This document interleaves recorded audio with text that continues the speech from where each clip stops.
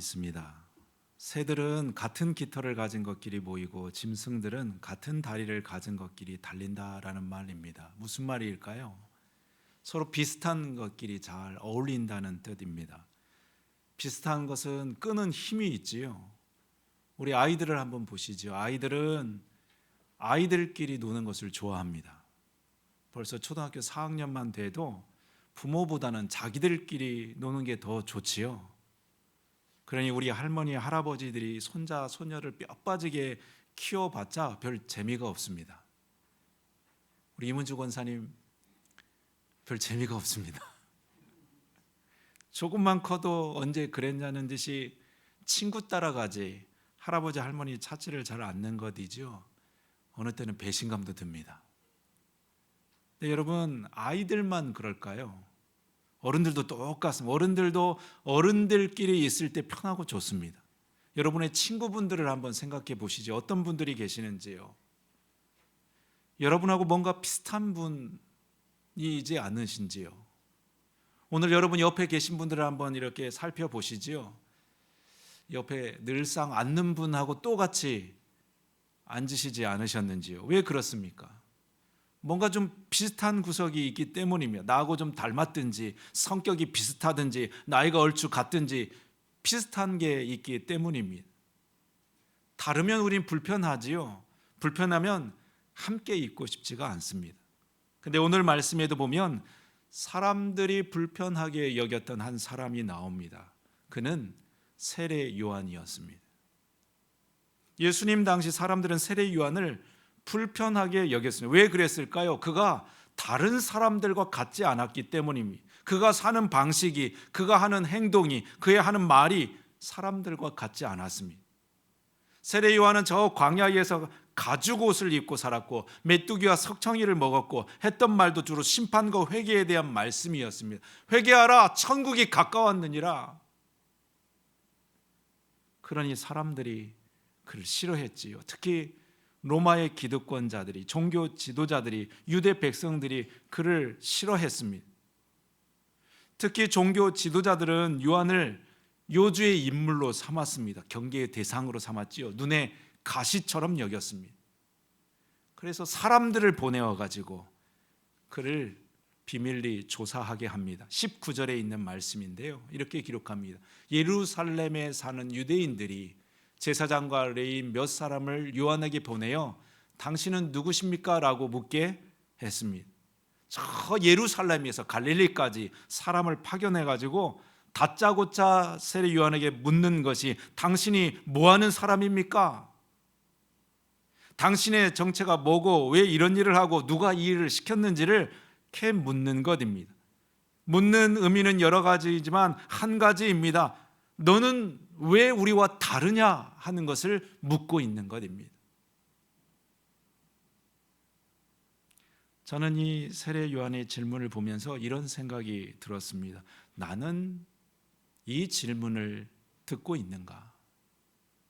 사람들이 나에게도 이 질문을 하는가? 나를 보며 도대체 이 사람은 뭐 하는 사람이지? 왜 이렇게 살지? 우리도 그 질문을 듣고 있는가 하는 것입니다. 물론 사람들이 직접 대고 저에게, 우리에게 그렇게 묻지는 않겠죠. 하지만 생각 속에 그들은 묻습니다. 아니 도대체 이 사람은 뭐 하는 사람이지? 왜 나와 다르게 살지? 하는 질문을 우리가 듣고 있느냐 하는 것입니다. 여러분, 우리가 세상과 같지 않기 때문입니다. 한번 생각을 해보시지요. 나는 세상에 살면서 불편한 존재인지요? 아니면 별 부담 없는 사람인지요? 우리가 아무에게도 이 질문을 받고 있지 않다면 여러분, 어쩌면 우리는 잘못 살고 있는지 모르겠습니다. 그들과 우리가 같지 않기 때문입니다.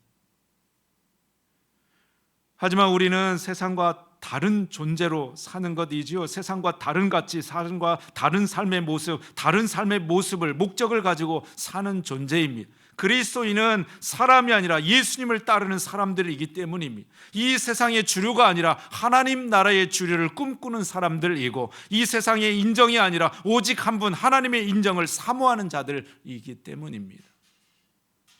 그때 우리가 가장 복된 삶을 사는 것이지요. 그런데 우리가 그 복의 자리에서 멀어지는 때가 언제인가? 우리의 정체성을 잃어버릴 때입니다. 우리가 나 스스로의 길을 포기하고 세상과 같아지려 할 때입니다. 모든 물건들은 나름대로의 만들어진 목적이 있지요. 볼펜을 여러분 한번 생각해 보시지요. 볼펜은 뭐 하려고 만든 물건일까요? 글을 쓰기 위해서 만든 것입니다. 그런데 그 볼펜을 가지고 코를 판다고 한번 생각을 해 보시지요. 그럼 볼펜으로 코를 판다고 뭐라 할 사람이 있는지요? 코를 팔 수도 있지요. 등을 긁을 수도 있지요. 하지만 볼펜이 가장 가치 있게 쓰일 때는 언제이냐면 글을 쓸 때입니다. 코를 팔 때는 새끼손가락이 제격입니다. 등을 긁을 때에는 효자손이 최고이고요. 마이크를 한번 생각해 보지요. 마이크는 뭐에 쓰는 물건인지요? 마이크는 말할 때, 설교할 때 목소리를 크게 해주는 도구입니다.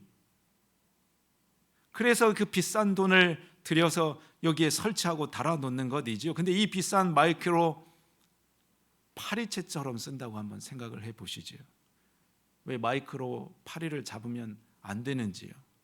급하면 그렇게 쓸 수도 있는 것이죠. 하지만 언제 마이크가 가장 마이크답게 가치 있게 쓰일 수 있느냐? 말을 크게 할 때입니다. 지금처럼 설교할 때입니다. 마찬가지 우리의 믿음의 자들이 언제 가치 있고 가장 복될 수 있는가? 나다울 때입니다. 내 자신이 될 때입니다. 우리가 세상을 쫓고 세상과 같아질 때가 아니라 예수님의 제자의 길을 걸어갈 때입니다. 맞습니다. 우리가 이 세상에 가장 가치 있고 가장 복될 수 있는 비결은 믿는 자다워지는 것입니다. 교회다워지는 것입니다. 그러기 위해서 우리는 세상과 다름이 있어야 됩니다. 세상과 불편한 존재가 되어야 됩니다. 여러분, 내 가치를 쫓아서 그리스도인 다움을 가지고 이 땅을 사는 저와 여러분 될 수 있기를 소망합니다. 유대인들의 질문에 세례 요한은 뭐라고 대답을 했을까요? 20절 말씀에 이렇게 대답합니다. 우리 20절 말씀을 함께 읽도록 하겠습니다. 20절 말씀 시작. 요한은 그 질문에 거절하지 않고 대답했습니다. 그는 분명하게 말했습니다. 나는 그리스도가 아닙니다. 세례 요한은 유대인들의 질문의 의도를 잘 알고 있었지요. 그래서 그가 대답하면 나는 그리스도가 아닙니다. 잘못 보셨습니다. 나는 당신들이 찾고 있는 메시아가 아닙니다. 하지만 사람들의 질문이 멈추지를 않습니다. 또 묻지요. 21절, 22절 말씀을 교독해서 읽겠습니다. 제가 21절 말씀입니다. 그러자 그 사람들이 요한에게 물었습니다. 그럼 도대체 당신은 누구십니까? 엘리야입니까? 요한이 대답했습니다. 아니요, 나는 엘리야가 아닙니다. 그러자 사람들이 물었습니다. 장차 오시기로 한 그 예언자입니까? 요한이 또 더 대답했습니다. 아닙니다. 22절 시작.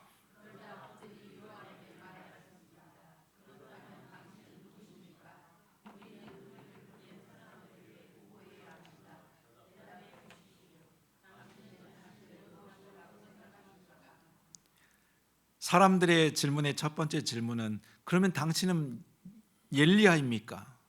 그들이 이렇게 질문하는 이유가 있었지요. 말라기 4장에 있는 예언 때문이었습니다.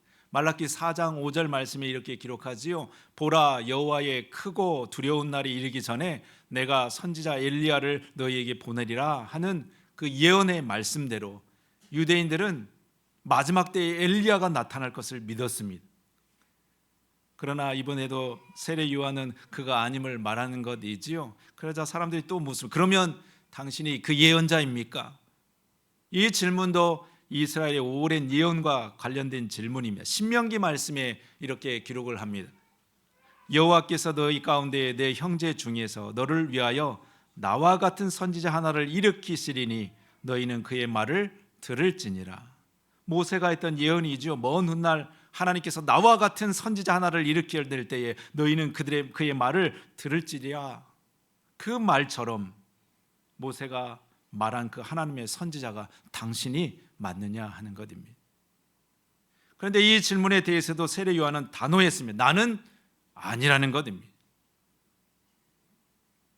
우리말 성경에는 이게 잘 표현되어 있지 않지만 헬라의 성경에 보면 나는이라는 말이 강조되어 있습니다. 20절 말씀은 나는 그리스도가 아닙니다. 21절도 나는 아닙니다. 강한 부정입니다. 나는 절대 당신들이 말한 그 사람이 아니라는 말입니다.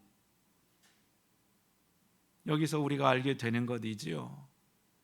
내가 누구인가를 알고 싶다면 먼저 내가 누가 아님을 알아야 한다는 것입니다. 다시 한번 들어보시지요. 내가 누구인지를 알려면 먼저 내가 누가 아님을 분명히 알아야 합니다. 그때 우리는 내가 누구인지를 제대로 알 수 있는 것이지요. 그게 분명치 않으니 우리가 자꾸만 혼동합니다. 자꾸만 내가 하나님의 자리에 넘보려고 하고요. 하나님의 영역을 침범하려고 합니다. 조시는 것 같아가지고 예화 하나를 해야 되겠습니다. 제가 가끔 세상에 이런 일이라고 하는 TV 프로그램을 보는데요. 거기에 보니까 별종 강아지 애완견이 한 마리 소개되었습니다. 걔가 사람 앉는 소파에 올라가지고 벌러덩 누워가지고 사람들이 소파에 오는 것을 못 오게 하는 것입니다. 가족 중에 누구라도 소파에 앉으라고 치면 어디에선지 막 탁 달려와가지고 막 으르렁거리고 이빨을 드러내고 기필코 그 자리를 차지해 버리는 것이지요. 사람들이 강아지를 개처럼 대해주니까요. 그가 그 집의 대장인 것처럼 여깁니다. 주인보다 위에 있으려고 그러고요. 주인보다 더 대장 되려고 하는 것이지요. 주제 파악을 잘 못하는 것입니다. 그 강아지가 어떻게 되었을까요? 전문가가 나와가지고 서열 정리를 확실히 해줬습니다. 당장 소파에서 그냥 쫓겨나가지고 집안의 저기 구석에 쫓겨나서 눈만 그냥 이렇게 주인 눈치만 이렇게 보게 만들어 놓은 것이지요. 여러분, 우리는 내가 그리스도가 아님을 알아야 됩니다. 내가 내 삶의 대장이 아니고 내 삶의 주인이 아님을 잘 알아야 됩니다. 그래야 주님이 내 안에서 주인 되어주시는 것입니다. 우리가 자꾸만 내가 살려고 하니 더 죽는 삶을 삽니다. 내 자아가 죽지 않으니 더 힘든 삶을 삽니다. 하지만 바울의 고백을 우리가 잘 알고 있지요. 내가 그리스도와 함께 십자가에 못 박혔나니 그런즉 이제는 내가 사는 것이 아니요 오직 내 안에 그리스도께서 사시는 것이라. 여러분, 우리는 잘 죽어야 됩니다. 그래야 우리가 잘 살 수 있습니다. 우리는 내 욕심에 대해서 죽음을 선언해야 됩니다. 주님, 나는 죽었습니다. 내 약함에 대해서도 내 불안과 염려와 걱정에 대해서도 주님, 나는 죽었습니다. 죽음을 선언해야 됩니다. 그래야 주님이 내 안에서 삶을 살게 해주시는 것입니다. 세례 요한은 이 믿음으로 살았지요. 그래서 사람들의 그 소리에, 사람들의 평판에 흔들리지 않을 수 있었습니다. 당시 세례 요한들은 사람들에게, 백성들에게 꽤 인기 있는 선지자였으며 그의 설교에 사람들이 매료되고요, 그의 메시지에 사람들이 경외심을 갖고 그를 따르기 시작합니다. 이 모습에 유대 지도자들이 더 안달이 났지요. 교회의 대제사장은 난데, 교회의 지도자는 난데 세례 요한을 사람들이 쫓아다닙니다. 그래서 22절 노골적으로 묻는 것이지요. 우리를 보낸 사람에게 대답할 말을 달라고 당신이 대체 누구냐고 세례 요한에게 몰아붙입니다. 그러자 세례 요한이 자신을 밝히 말하는 것이죠. 23절 말씀 마지막으로 한번 우리 같이 읽도록 하시겠습니다. 요한은 그 사람들에게 이사야 선지자의 말씀을 인용하여 대답했습니다.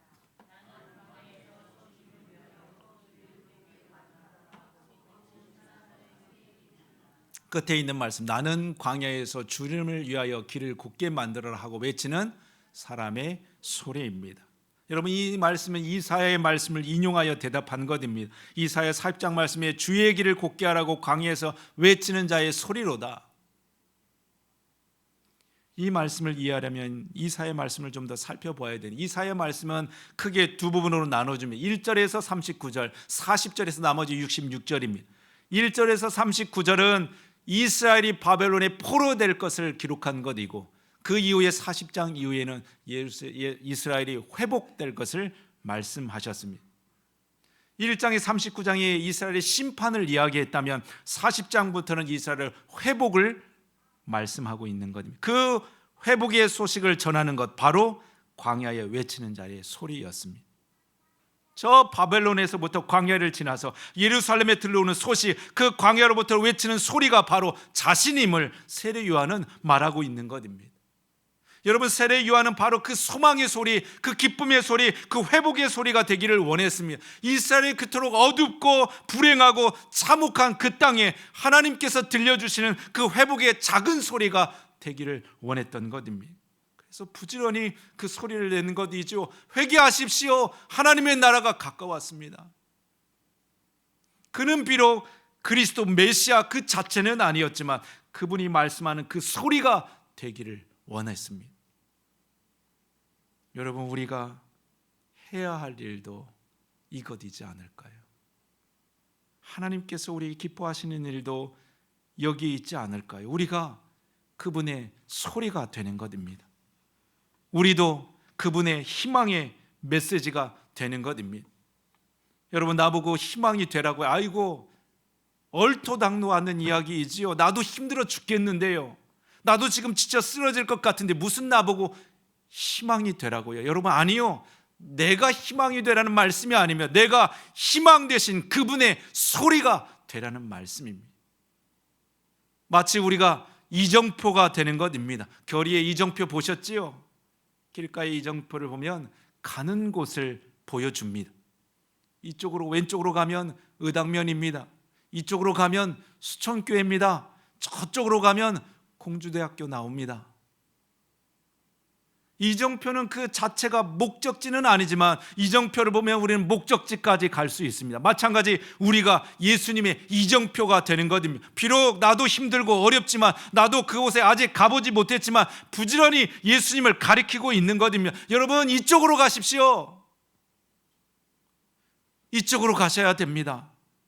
부지런히 소망 되시는 예수님을 가리키고 있는 것입니다.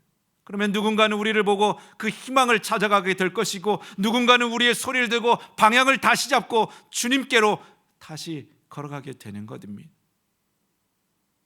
포기했던 그 희망을 다시금 부여잡게 되는 일들이 우리를 통하여서 일어나게 되는 것이지요. 여러분, 우리가 그렇게 주님의 길을 곱게 하는 광야에 외치는 자리가 소리가 되는 것입니다. 이것이 지금 대림절을 보내는 우리 그리스도인의 삶이 되어야 될 줄로 믿습니다. 이 땅에 다시 오실 주님을 예비하는 삶이 우리의 삶이 되어야 될 줄로 믿습니다. 그래서 우리는 물어야 됩니다. 나는 지금 세상과 다른 삶을 살고 있는가? 주변으로부터 저 사람은 왜 저렇게 살지? 왜 나와 다른 삶을 살지? 이 물음을 우리도 들어야 됩니다. 나는 그분이 아님을 알고 있어야 됩니다. 나는 그분의 다시 오심을 준비하는 삶을 살아야 됩니다. 여러분, 이 질문을 통하여서 대림절 세례 요한과 같이 주님의 길을 예비하는 복된 삶을 살게 되어지는 저와 여러분 될 수 있기를 우리 주님의 이름으로 축복합니다. 우리 같이 기도하도록 하겠습니다. 하나님